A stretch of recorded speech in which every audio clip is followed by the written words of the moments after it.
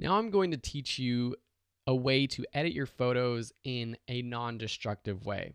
There's lots of ways to do this, and if you watch another tutorial or listen to another person, they might have a different way to do this. And I'm going to show you a couple different options for doing this. So the first thing, I've opened up my moth image again. I'm going to convert it to just a normal layer.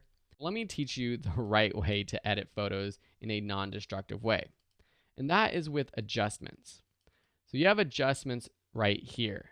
You also have an adjustments window right here. So if you don't see that adjustments window, you can go to Window, Adjustments. If you hover over any of these icons, the title of that adjustment pops up right here.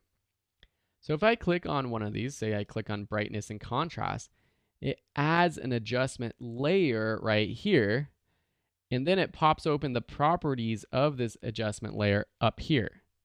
And if I increase the brightness, increase the contrast, and this adjustment layer will affect anything below this layer, any image.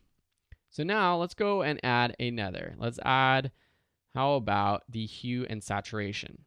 So maybe we want to desaturate this just a little bit. Maybe let's just take it all the way, make it a black and white image. And then let's add a photo filter. So that's kind of cool. We make it black and white, and then let's add that sepia filter. So now we have that black and white image with the sepia filter. Okay, so we can actually go back. We can turn these on and off just by clicking the view eyeball right there next to any of these layers. You can combine them in different ways. Or we can go back and edit them. Just double click this little half circle icon right there, or click the properties button with this layer selected, and we can go back and we can add saturation again. We can go to the brightness and contrast, and we can change the brightness and contrast. And this is really the best way to edit photos when you're not using Camera Raw in Photoshop. We can delete these filters. We can then go back and add filters. Remember, you can find them here in the adjustments window or here in this menu right here. The cool thing about this is that, say we have another image that we want to add these same adjustments to. If we go to our Finder, we find another image. Say we have this image of a dragonfly, and I drop it onto our project, and then I put it beneath these two layers.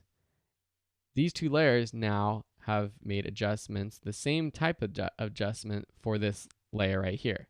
You can see if I turn it on and off, I'm going to go to the properties of saturation so that you can really see what's happening.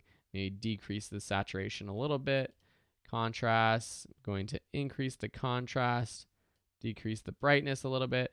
So now if I turn these on and off, you can see that it's happening to this layer. And it's the same effect added to both of these layers. So that's how you edit photos in a non-destructive way.